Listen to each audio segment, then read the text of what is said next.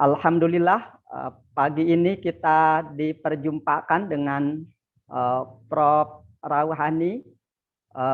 Beliau memiliki otoritas yang lebih dari memadai untuk berbicara berkenaan dengan tema kuliah umum kita kali ini, berkenaan dengan bagaimana mahasiswa membaca, menyelami peluang dan tantangan di dunia yang disruptivitasnya luar biasa. Menurut para sosiolog dan ekonom, dunia yang disruptif ini ditandai oleh perubahan yang tidak terduga, sehingga perencanaan yang konvensional menjadi sangat tidak memadai.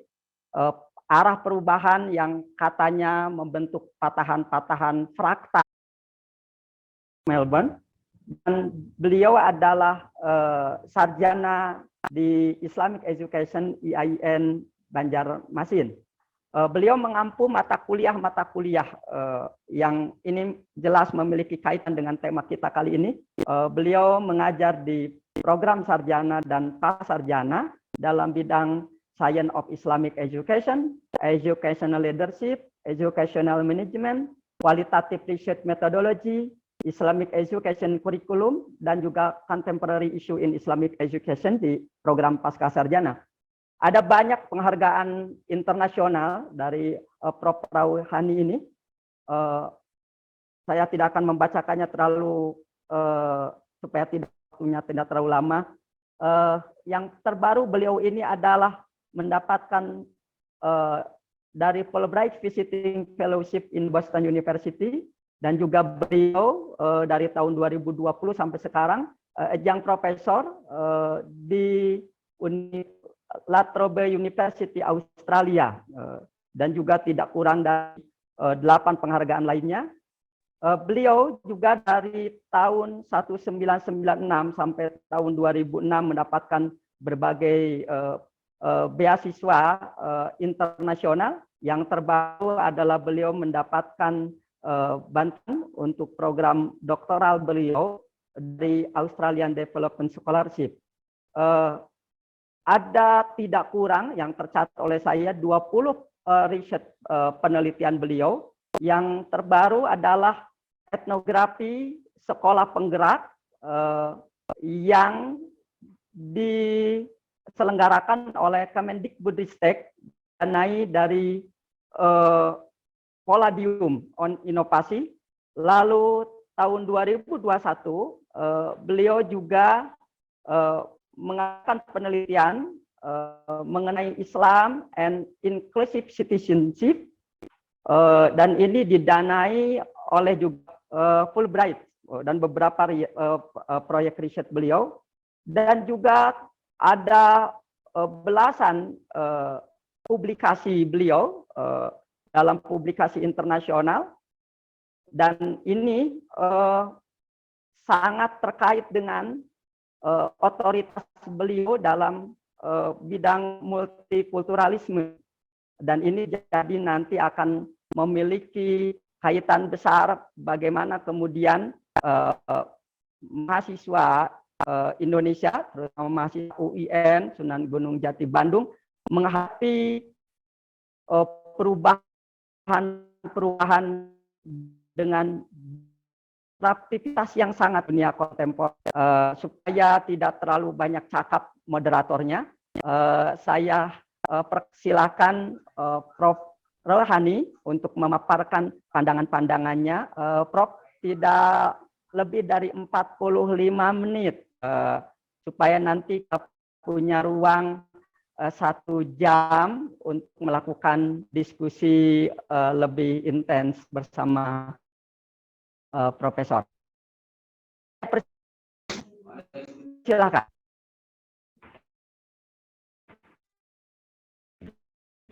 Ya, terima kasih Pak Iir Abdul Haris atas introduksi yang luar biasa.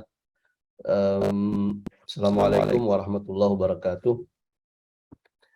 Bismillahirrahmanirrahim. Alhamdulillahirabbil alamin wassalatu wassalamu ala asyrofil anbiya'i wal mursalin sayyidina wa nabiyina Muhammadin wa ala alihi wa sahbihi ajma'in, amma ba'd. Pertama dan utama, mari kita bersyukur kehadirat Allah Subhanahu wa Ta'ala atas kesempatan yang sangat baik ini. Kita bisa bermuajahah, berjumpa untuk sesuatu yang insya Allah baik untuk kita semua.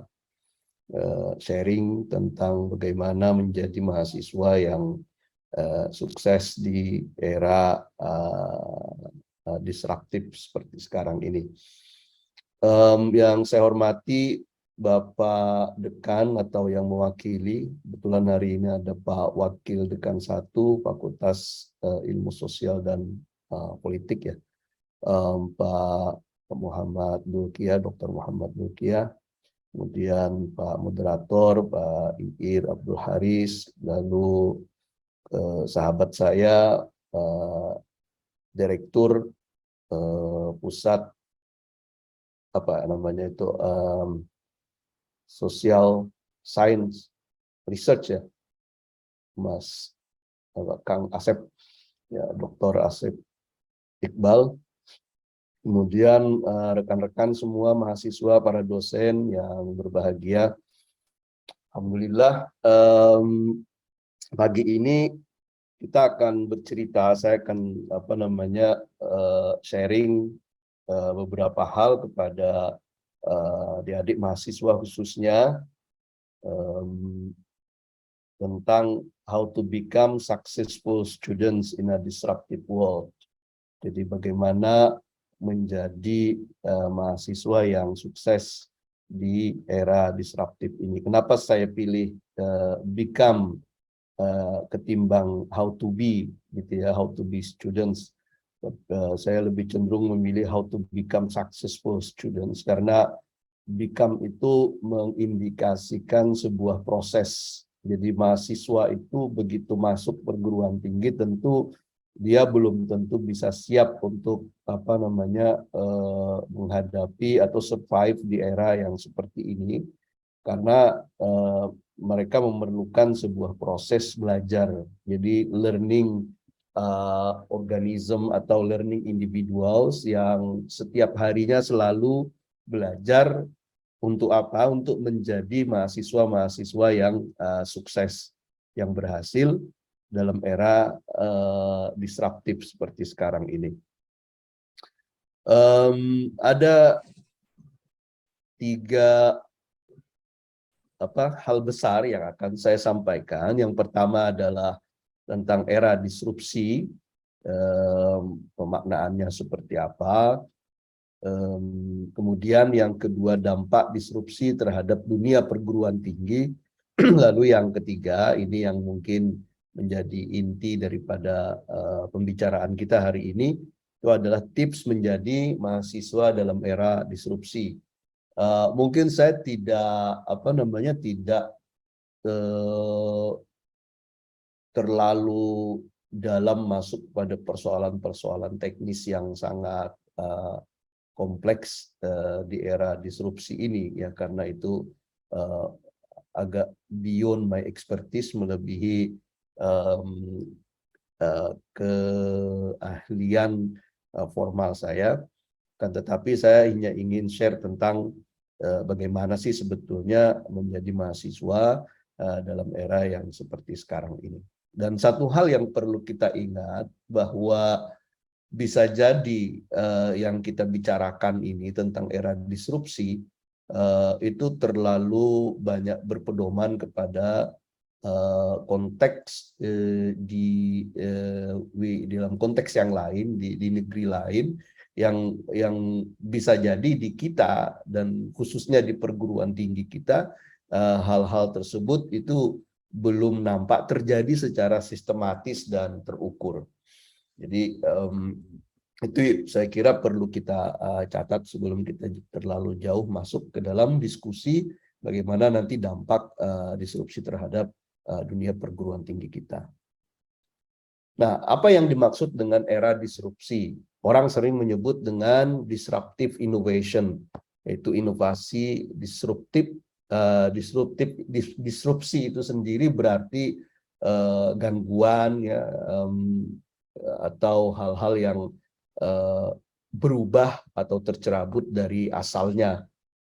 Ini pertama kali diperkenalkan oleh Clayton Christensen ketika dia memaknai apa yang dia sebut disruptive innovation itu sebagai sebuah proses di mana produk atau jasa yang selama ini tidak dilirik menjadi populer dan mampu menggantikan produk atau jasa yang sudah mapan, sudah konvensional.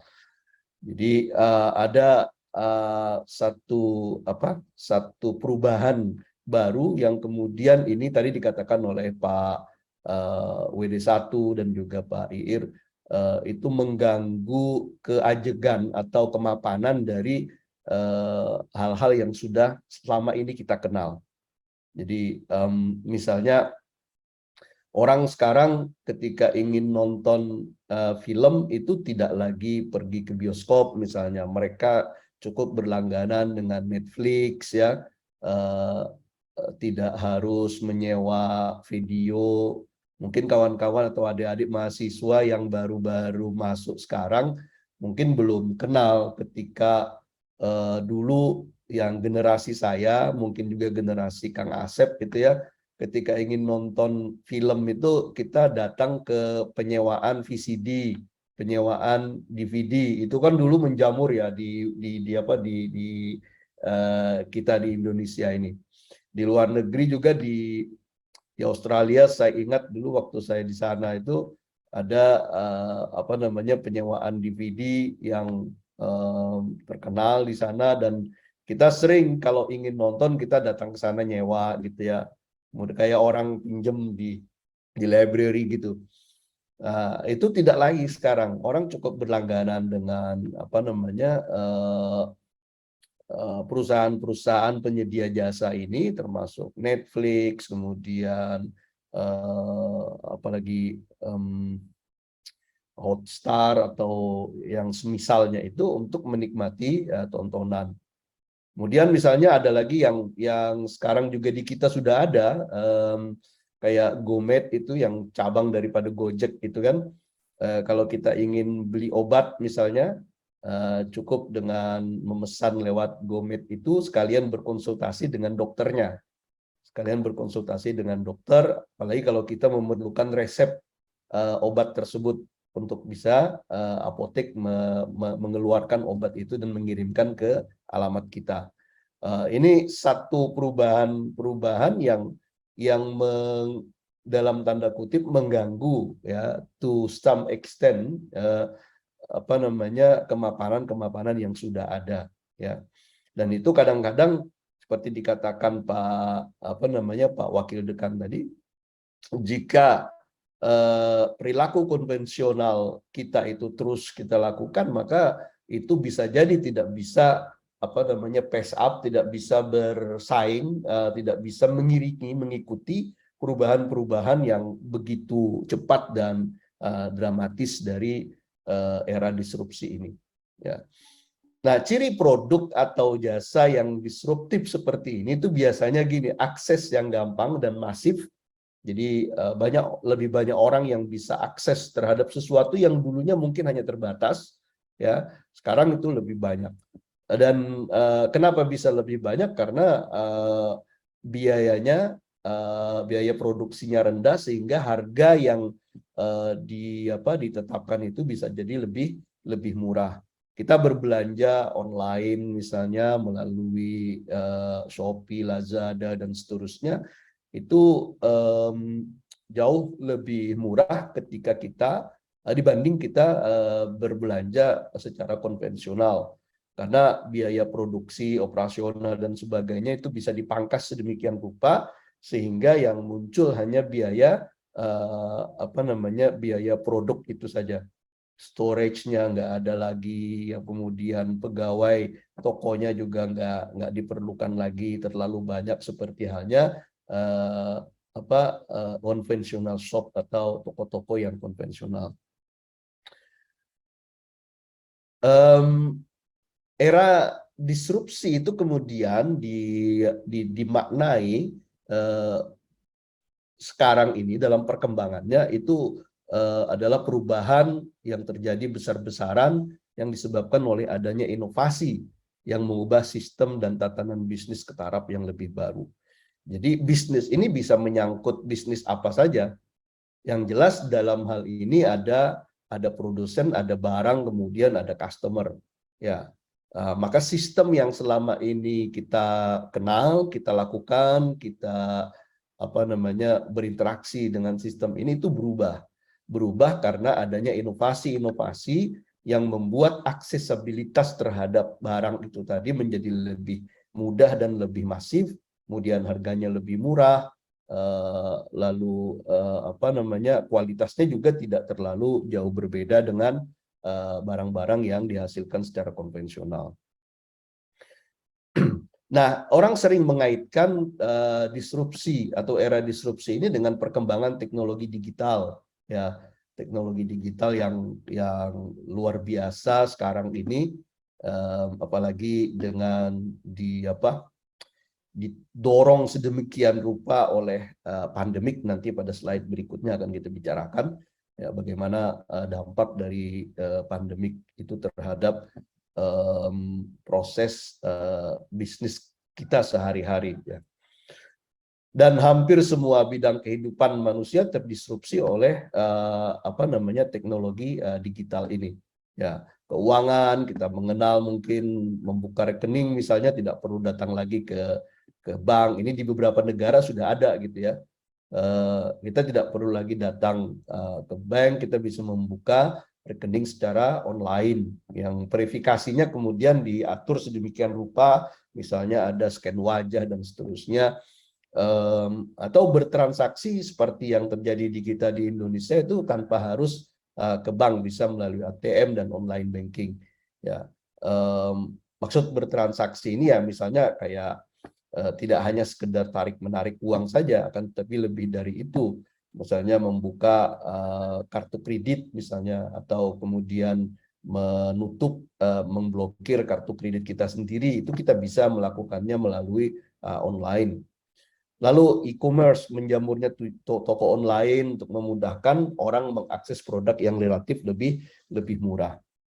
Jadi disrupsi atau era disrupsi ini itu memang sudah merambah hampir ke setiap aspek kehidupan kita. Bahkan dalam konteks kita beragama ya, yang sangat erat kaitannya dengan kita, apalagi orang-orang UIN, perguruan tinggi agama, itu juga digitalisasi dakwah. Ini Kang Asep, saya tahu kajiannya juga tentang dakwah, walaupun mungkin spesifikasinya agak berbeda, tapi online dakwah, kemudian orang bisa bertanya, misalnya sekarang dibikin semacam konsultasi online, yang menjawab itu adalah mesin. Yang menjawab itu mesin. Jadi dibikin sedemikian rupa, orang tinggal ngetik. Ini kawan saya di UIN sini membuat program itu, bekerja sama dengan ustadz-ustadz yang ada di sini, seperti Ustadz Abdul Somad misalnya. Itu bertanya, yang jawab tuh bukan ustadznya tapi mesin gitu ya. Jadi melihat pertanyaannya, kemudian jawabannya muncul secara otomatis, dan ini dibikin memudahkan masyarakat untuk mengakses ilmu pengetahuan agama tanpa harus berinteraksi secara langsung dengan tokohnya atau gurunya atau ustadznya gitu ya. Ini tentu saja terlepas dari perdebatan tentang otoritas keilmuan, perdebatan tentang perlunya bermuajahah dengan guru, dengan ustadz misalnya, dan yang itu memang sekarang sedang tergerus sedemikian rupa ya. Jadi physical interaction antara kita dengan orang lain, jadi social interaction kita itu sedemikian rupa tergerus oleh perkembangan teknologi. Orang makna silaturahim misalnya itu sudah berubah sedemikian rupa dengan hanya direduksi menjadi telepon, menjadi grup WhatsApp call, kemudian hal-hal apa namanya cara-cara lain yang tidak lagi mengharuskan orang berada di satu tempat yang apa namanya secara bersama-sama bisa berbicara, bercengkrama. Akan tetapi ternyata dampak negatif yang lebih menurut saya memprihatinkan itu adalah era digital ini membuat interaksi bahkan dalam keluarga itu menjadi tidak lagi berkualitas gitu ya. Misalnya orang datang, mereka berkumpul di satu tempat, tapi hanya fisiknya saja berkumpul, hatinya itu kemana-mana. Masing-masing asik dengan HP-nya, dengan internetnya gitu ya. Bahkan makan bersama pun ya mereka tidak ngobrol di antara mereka. Jadi kualitas pertemuan mereka secara fisikal itu juga terganggu. Jadi walaupun ada apa namanya interaksi secara sosial atau fisikal seperti itu, tapi ternyata juga sikap yang mereka tampakkan itu karena dampak teknologi ini itu tidak seperti orang-orang dulu berinteraksi secara sosial. Ya. Nah, seperti orang belajar misalnya, mungkin seperti ini ya, seperti kita di Zoom sekarang, atau bahkan ketika kita belajar secara konvensional datang ke seorang guru gitu ya, di dalam kelas, atau mendengarkan majelis taklim, menghadiri majelis taklim di masjid atau di mana, ketika ada orang yang misalnya kita biasa lihat orang mengabadikan peristiwa itu dengan video melalui HP mereka, dia rekam, tapi kemudian dia upload. Nah, interaksi orang ini sebetulnya bukan dengan orang-orang yang ada di situ. Dia berinteraksi dengan dunia yang jauh lebih luas dari apa yang dari di mana yang dia duduk saat itu. Jadi banyak hal yang terdisrupsi sebetulnya dari era seperti ini, dan tentu saja tidak hal yang negatif saja yang muncul gitu ya, banyak hal positif yang nanti kita sebut dengan dengan peluang ya. Nah, disrupsi dan COVID, ternyata COVID itu membuat disrupsi yang kita alami itu semakin dalam, semakin masif ya, semakin masif. Dalam bidang pendidikan misalnya, COVID itu menimbulkan dampak yang luar biasa dan merata. Misalnya school closure, itu penutupan sekolah gitu ya, dan itu berdampak pada learning loss. Orang kehilangan kesempatan untuk belajar dengan baik. Kalaupun belajarnya melalui online yang fasilitas di kita itu masih belum bagus, sehingga pembelajaran online-nya itu tidak bisa menggantikan face-to-face learning, tidak bisa menggantikan pembelajaran face-to-face, ya, karena fasilitas yang kita punya sangat terbatas, ya. Saya baru selesai melakukan penelitian tentang learning loss di beberapa tempat di Indonesia ini, dan penggunaan WhatsApp itu paling dominan ketika pembelajaran online. Artinya yang terjadi itu adalah yang disebut dengan asynchronous learning. Jadi bisa jadi yang dikirim hanya rekaman pembelajaran, kemudian didengar oleh siswa pada waktu-waktu yang berbeda-beda gitu ya, tidak dalam satu waktu yang tentu saja ini mungkin efektivitasnya tidak seperti halnya ketika kita melakukan pembelajaran face to face. Dan perubahan-perubahan lain dalam praktek pendidikan, ya, dalam praktek pendidikan misalnya yang sering dikeluhkan banyak dosen itu bimbingan akademik, PA ya, penasihat akademik terhadap mahasiswa-mahasiswanya yang tidak lagi bertatap muka ya, tidak lagi terjalin kedekatan sosial dengan para mahasiswa yang dibimbing, cukup dengan melihat display daripada data-data mahasiswa itu, mata kuliah yang mereka ambil kemudian di ACC udah selesai gitu, komunikasi cukup lewat WA gitu kan, tanpa tahu siapa mahasiswa-mahasiswa yang dia bimbing.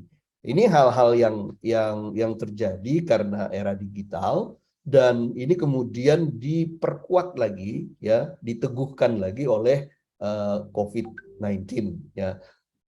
Saya ingat ada pernyataan salah seorang pejabat di kita bahwa sebetulnya pembelajaran online itu sudah lama digagas.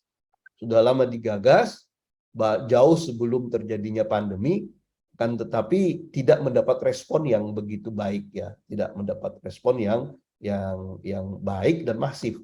Tapi ketika datang COVID, maka COVID kemudian mampu membuat orang yang tadinya tidak tertarik dengan online itu mau nggak mau harus ikut-ikutan online, pengajian jadi online dan macam-macam ya. Ini hubungan antara disrupsi dengan COVID, bahwa COVID itu semakin meneguhkan era digitalisasi atau era disrupsi sekarang ini. Nah, apa saja peluang yang bisa kita tangkap dan tantangan yang akan menghambat kita untuk bisa survive lebih baik di era disrupsi sekarang ini?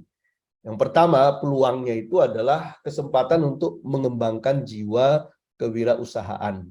Jadi bagi mereka yang bisa menangkap peluang ini, itu kita lihat banyak sekali, menjamur sekali usaha-usaha startup yang bermunculan, yang itu kemudian bisa memboosting kondisi ekonomi kita. Ya, jadi kalau di Pekanbaru ini misalnya saya lihat usaha-usaha seperti kafe, kemudian startup online, kafe-kafe online itu bermunculan ya, bermunculan, dan itu lahir dari jiwa kewirausahaan. Nanti kita akan jelaskan seperti apa jiwa kewirausahaan ini yang saya kira penting untuk dimiliki oleh para mahasiswa. Kemudian kesempatan untuk tidak terpaku pada satu bidang keahlian. Bidang keahlian yang kita tekuni sekarang, ya, idealnya memang harus mengantarkan kita kepada sebuah karir yang sesuai dengan apa yang kita tekuni sekarang. Akan tetapi era disrupsi ini itu tidak menjamin bahwa apa yang kita tekuni sekarang itu akan berkelanjutan sampai kita menemukan pekerjaan yang sesuai dengan keahlian kita. Jadi ada banyak sekali tantangan, ada banyak sekali peluang yang membuat kita mungkin berpikir bahwa kita tidak harus sesuai dengan apa yang kita lakukan sekarang. Ya, kita bisa mengembangkan macam-macam. Oleh karena itu Kemendikbud kemudian melahirkan program Merdeka Belajar itu yang dimagangkan lama gitu ya, beberapa semester, untuk membangun kesadaran ini bahwa belum tentu apa yang kita pelajari sekarang itu akan membuat kita bekerja di bidang itu.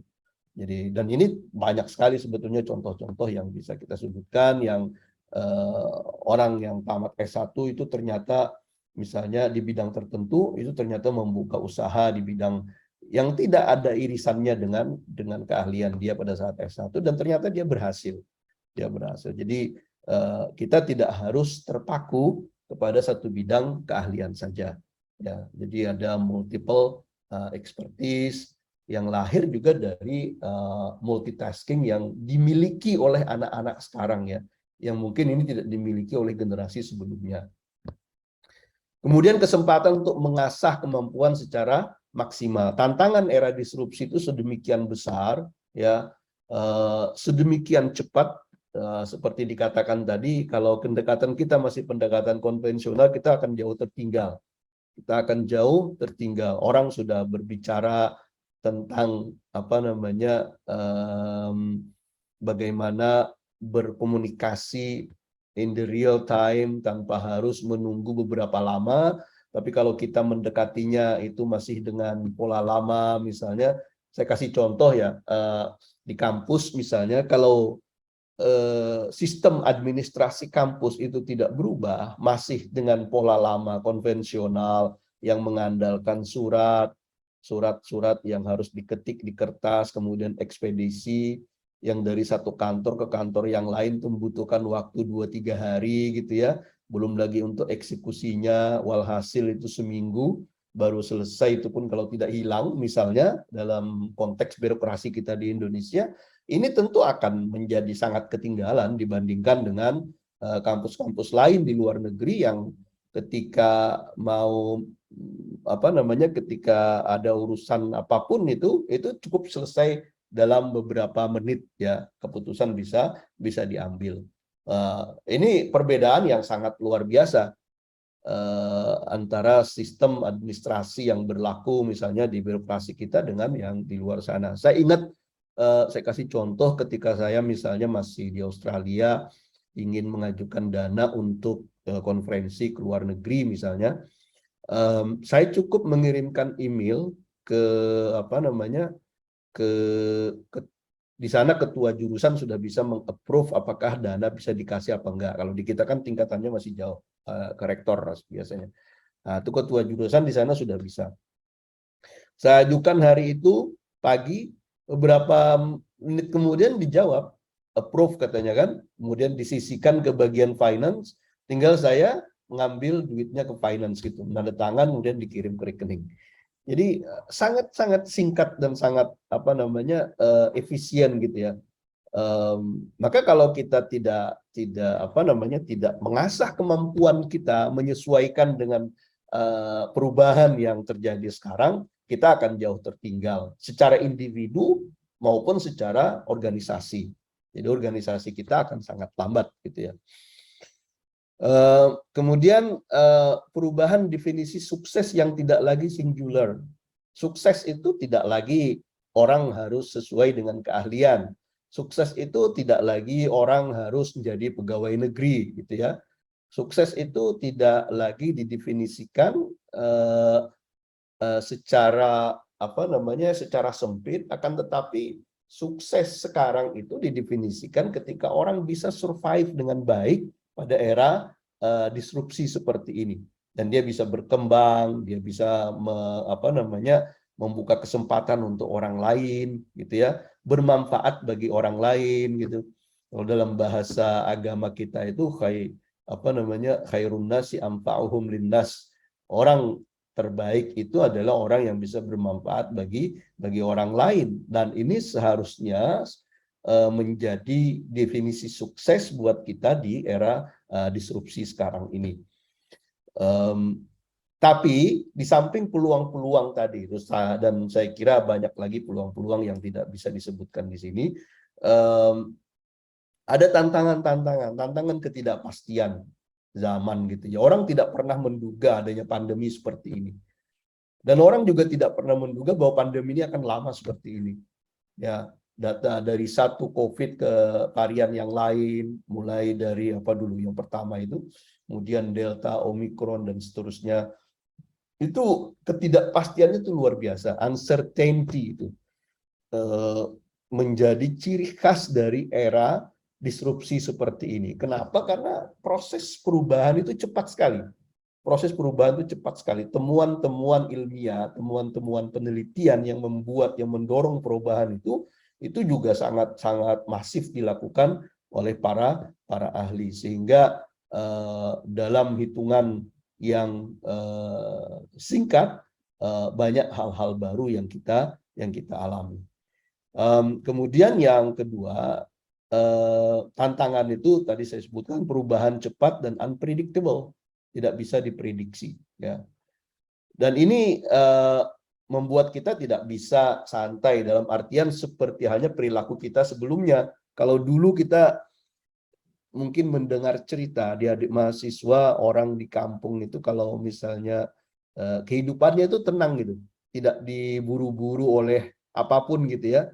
Jadi mereka punya rutinitas yang membuat hidupnya itu enak dan mungkin bahagia gitu ya, karena tidak buru-buru oleh oleh hal-hal seperti yang kita alami sekarang. Misalnya mereka bangun pagi, habis sholat subuh, kemudian duduk-duduk, ngobrol dengan kawan-kawannya, baru berangkat ke sawah, nanti di sawah istirahat zuhur, sholat, kemudian bisa tidur siang gitu ya. Em, yang itu tidak dialami oleh kita sekarang gitu loh. Karena kalau kita masih melakukan itu, kita akan ketinggalan. Karena kehidupan kita sangat kompetitif.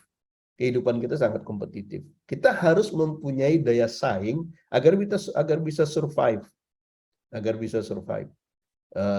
Kalau enggak ya tertinggal terus. Makanya saya agak heran kalau misalnya masih ada orang yang bisa tidur siang gitu ya di tengah kesibukan atau mungkin dengan pekerjaannya yang mestinya itu tidak sempat lagi untuk tidur siang, itu masih tidur siang. Wah, itu sangat hebat itu. Ya, masih bisa santai dalam era sekarang seperti ini. Kemudian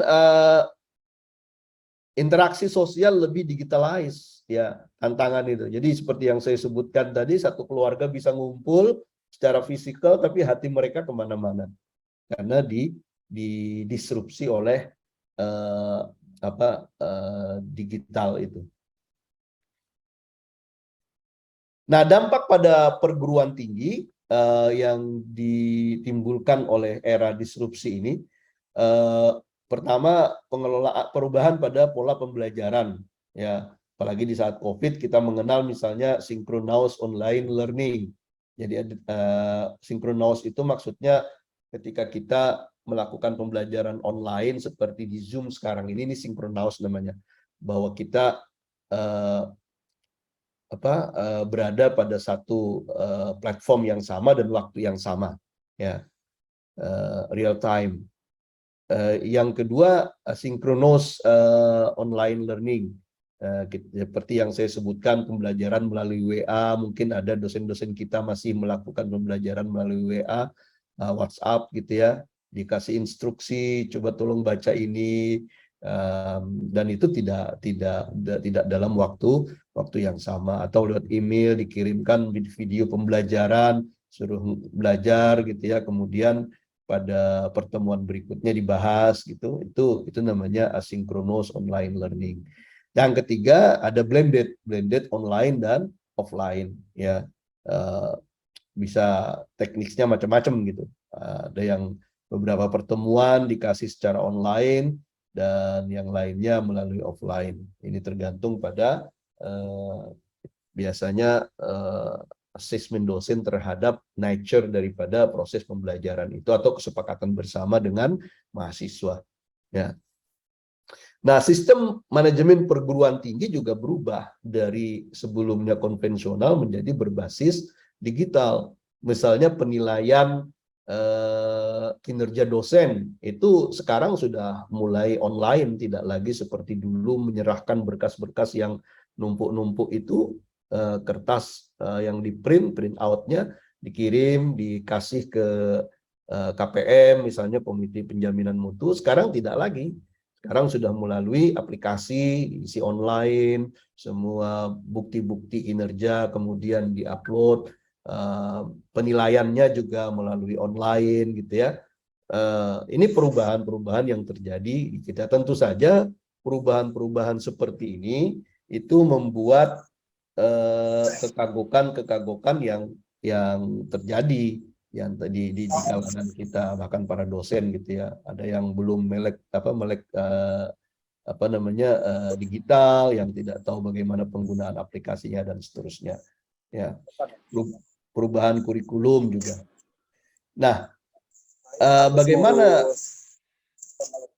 menjadi mahasiswa di era disrupsi ini? Saya membagi itu kepada dua bahagian tips, ya, yang saya sebut tips tradisional. Tradisional itu maksudnya dari dulu ya seperti ini, dan sampai sekarang saya yakin ini masih kita perlukan tips-tips seperti ini yang tradisional. Nah, yang kedua adalah tips penyesuaian era disrupsi. Ini yang saya kira sangat-sangat bermanfaat di era sekarang, ya. Nah, yang tradisional ini dan sampai sekarang kita butuhkan itu karena kita orang beragama, apalagi di UIN, maka iman dan takwa, sabar, tawakal dalam menuntut ilmu itu menjadi satu kunci yang tidak bisa kita lepaskan, nggak bisa kita lepaskan. Proses pendidikan ini sangat. Mungkin yang lain bisa di-mute kali ya.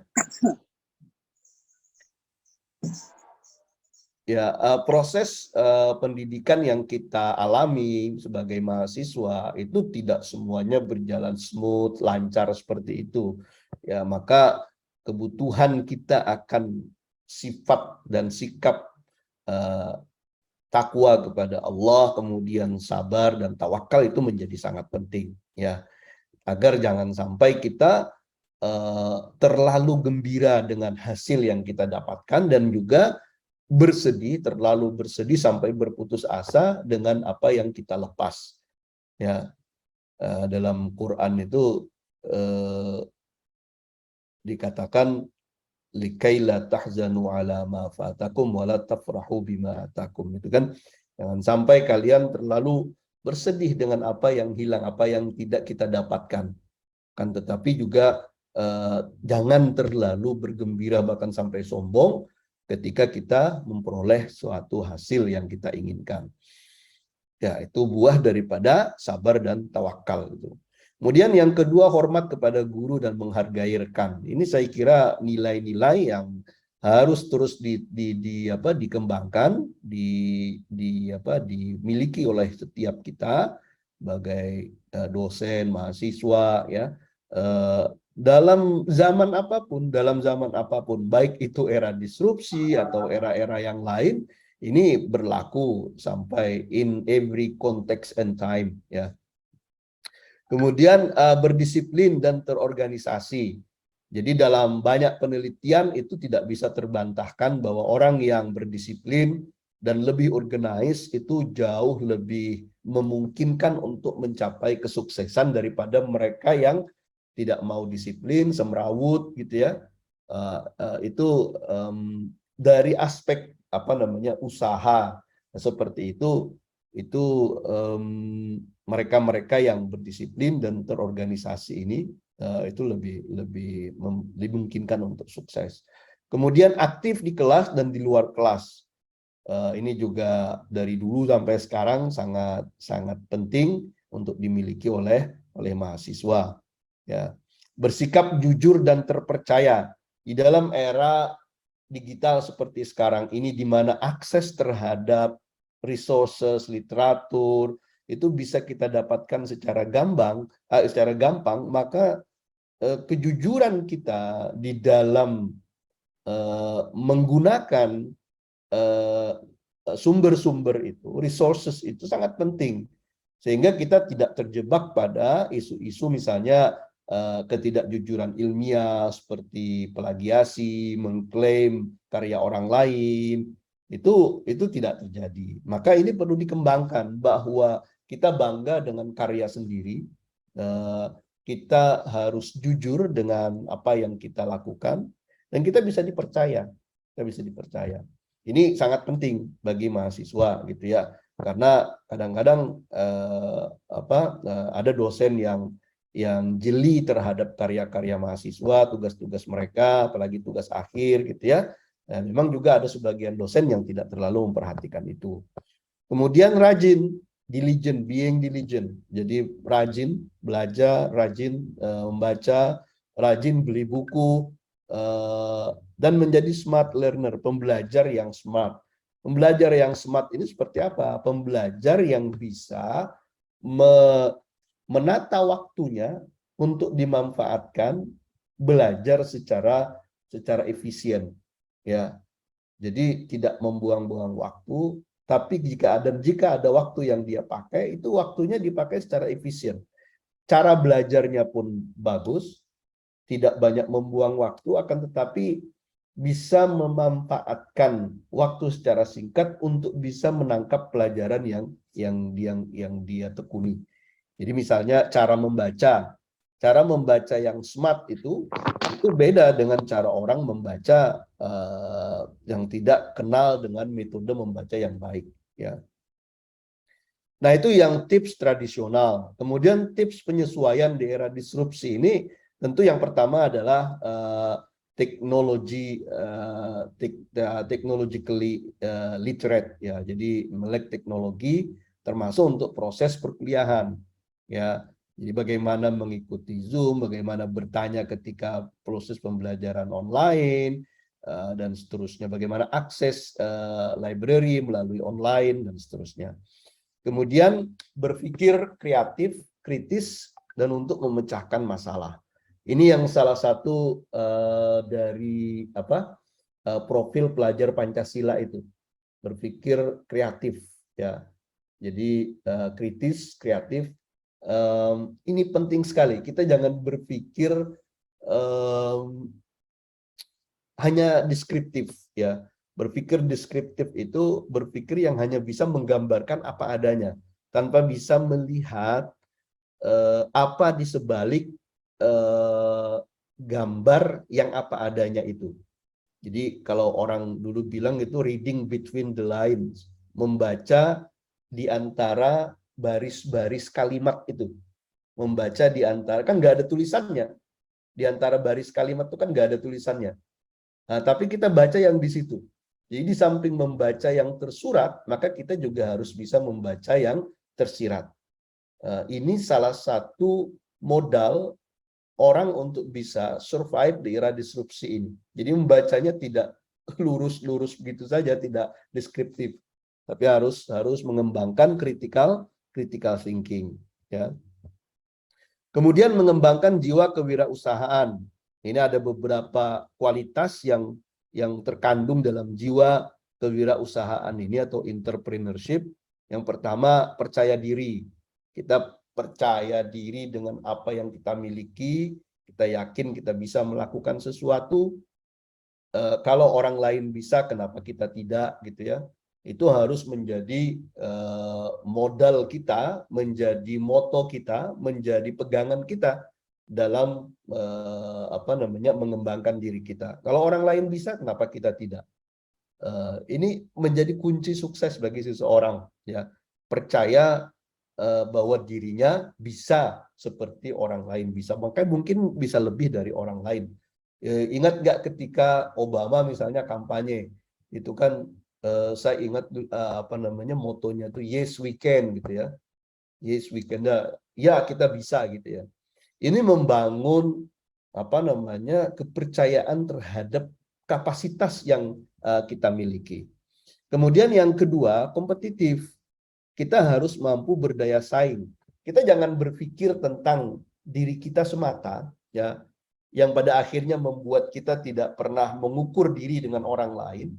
Tapi kita harus mampu melihat diri kita di antara kawan-kawan kita, di antara orang lain yang ada di sekitar kita secara dekat ataupun jauh. Itu namanya kita bersifat kompetitif. Ya, orang yang biasa bersifat kompetitif ini, dia akan bisa berpikir strategik.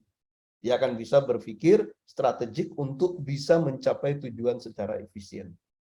Jadi harus kembangkan jiwa kompetitif. Lihat diri sendiri, kemudian lihat orang lain. Dalam teori strategic management itu, kalau berpikir kompetitif dan strategik itu ada 4 pertanyaan yang harus bisa kita jawab. Yang pertama adalah di mana posisi kita sekarang. Yang kedua, kemana kita akan berjalan atau pergi. Kemudian yang ketiga, bagaimana kita akan sampai ke tujuan itu. Yang keempat, bagaimana kita tahu bahwa kita sudah sampai atau belum, atau evaluasi. 4 hal ini penting pada diri kita untuk bisa mengembangkan jiwa kompetitif itu. Kemudian berorientasi ke masa depan. Kita selalu berpikir mempunyai visi yang tajam ya, pandangan yang tajam tentang masa depan kita. 5-10 tahun ke depan saya akan menjadi apa? Itu harus bisa kita tanamkan dalam diri kita konsep bahwa 5 tahun ke depan saya jadi begini, 10 tahun ke depan saya jadi begini, dan seterusnya. Jadi orientasi tindakan kita, pikiran kita, itu orientasinya masa depan. Kalau dalam bahasa agama, tentu masa depan itu jauh lebih dari apa yang kita alami di dunia ini gitu ya. Dan Allah mengatakan dalam Al-Qur'an itu masa depan itu, akhirat itu jauh lebih lebih baik dari masa sekarang. Ya. Jadi orientasi kita harus di masa depan itu. Jadi jangan puas dengan kondisi sekarang, tapi kita malah tersiok-siok ketika menghadapi masa depan. Nah, mestinya kita berhasil di masa sekarang lebih baik di masa yang akan datang. Kemudian aspek lain dari jiwa kewirausahaan ini pandai menangkap peluang. Tadi peluang banyak kita tangkap. Walaupun tidak sesuai dengan expertise formal kita gitu ya. Kemudian berani mengambil risiko. Orang berbisnis, orang bertransaksi, orang hidup, orang hidup itu pasti ada risiko, berhasil dan tidak. Tidak selamanya kita berhasil dan tidak selamanya pula kita gagal. Gagal itu adalah sebuah awal untuk sebuah keberhasilan, ya. Dan keberhasilan itu mestinya menjadi motivasi kita untuk keberhasilan berikutnya, untuk keberhasilan selanjutnya. Ya, fa idza faraghta fansab wa ila rabbika farghab. Ketika selesai berhasil melakukan satu pekerjaan, maka harus disusul oleh pekerjaan lainnya. Berdaya juang, jangan letoy. Ini penting ya, para mahasiswa semangat terus, semangat ya. Ya memang motivasi itu fluktuatif ya, kadang turun, kadang naik gitu ya. Kan tetapi bagaimana kita berupaya untuk menjaga agar kita selalu termotivasi. Ya, maka kita harus bisa mengidentifikasi faktor-faktor internal dan eksternal yang membuat motivasi kita menjadi tinggi. Maka itu yang harus kita manage, kita kelola. Kemudian jiwa kewirausahaan yang lain itu adalah sifat inovatif. Inovatif ini tidak sama dengan yang sekarang, selalu ada hal yang baru yang kita lahirkan dari jiwa inovatif ini. Kemudian mengembangkan kehati-hatian dalam dunia digital.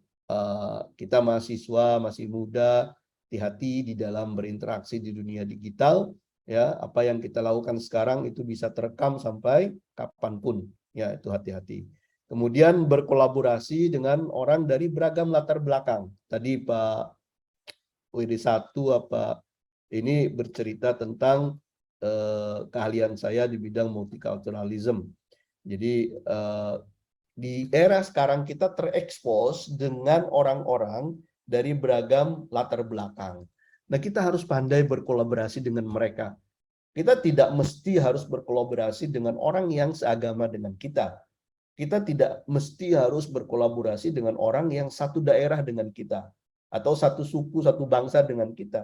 Tapi kadang-kadang kita berkolaborasi dengan orang lain, sehingga secara kepribadian itu berbeda, secara budaya itu berbeda, secara dia melaksanakan pekerjaan-pekerjaan dia itu berbeda. Dan ini kita harus saling berkompromi, saling menyesuaikan. Ya.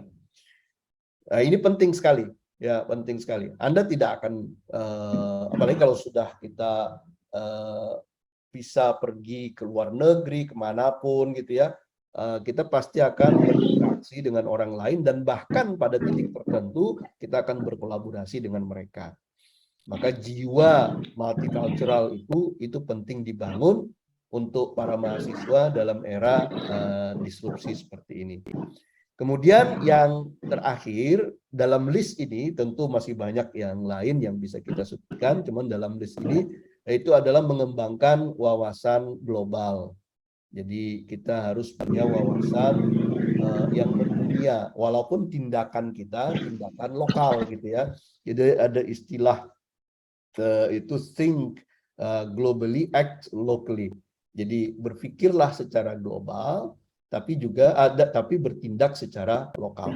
Jadi yang mempengaruhi tindakan-tindakan kita itu adalah pemikiran yang tajam, pemikiran yang luas, sehingga tindakan-tindakan kita walaupun itu bersifat lokal itu sudah melalui pemikiran yang berwawasan. Nah, ini slide terakhir karena saya diamanahkan untuk tidak terlalu panjang berbicara gitu ya. Dan juga memang hanya sampai di sini. Harapan untuk para mahasiswa ya, ini biasanya saya sampaikan juga kepada mahasiswa-mahasiswa saya di kelas Yang pertama, selalu ingat orang tua yang membiayai, berharap dan berdoa untuk kesuksesan kita. Di era manapun, di era apapun, orang tua adalah orang tua.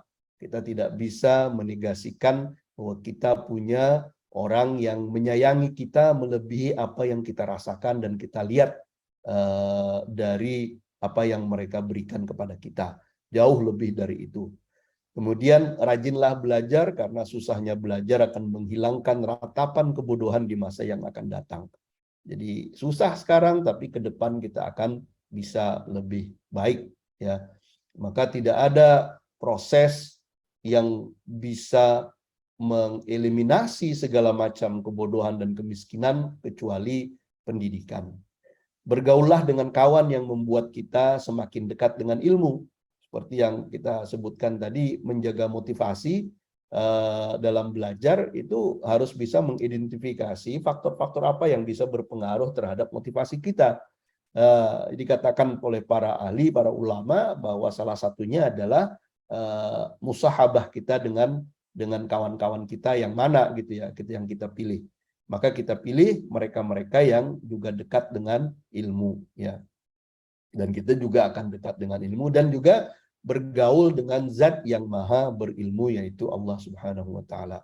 Kemudian bercita-cita setinggi langit tapi juga lakukan rihlah ilmiah untuk lebih menempa diri. Imam Syafi'i mengatakan bermusafirlah kalian dalam menuntut ilmu, pergi kemana saja silahkan. Karena tidak ada yang tidak baik dari rihlah dalam menuntut ilmu itu. Itu jika orang meninggal dalam keadaan dia bermusafir menuntut ilmu, maka dia meninggal dalam keadaan syahid. Begitu luar biasa agama kita menghargai proses orang menuntut ilmu ini. Dan jangan puas dengan apa yang diperoleh sekarang, di tempat kita sekarang, tapi kita harus bisa bercita-cita untuk memperoleh ilmu pengetahuan di tempat lain yang mungkin lebih baik. Untuk bisa berinteraksi dengan segala macam para ulama, para ahli, dan juga situasi-situasi yang lain. Mudah-mudahan kita semua beroleh kesuksesan, Anda, para mahasiswa, para dosen, dan saya, kita sama-sama berdoa agar selalu diberi oleh Allah Subhanahu wa taala kekuatan dan kesuksesan dalam era yang makin tidak menentu seperti sekarang. Saya kira demikian apa yang bisa saya sampaikan. Mudah-mudahan ini memenuhi harapan kawan-kawan mahasiswa dan juga pihak fakultas dan panitia. Mohon maaf jika ada hal-hal yang kurang berkenan. Terima kasih. Assalamualaikum warahmatullahi wabarakatuh. Waalaikumsalam warahmatullahi wabarakatuh. Terima kasih Profesor Raihani. Paparan Anda luar biasa inspiratif, sangat komprehensif, dan saya tidak ingin mendisrupsi pesannya, maka saya persilahkan kepada mahasiswa atau yang hadir dalam Zoom ini untuk memberikan tanggapan, pertanyaan, diskusi bersama Prof. Raihani. Saya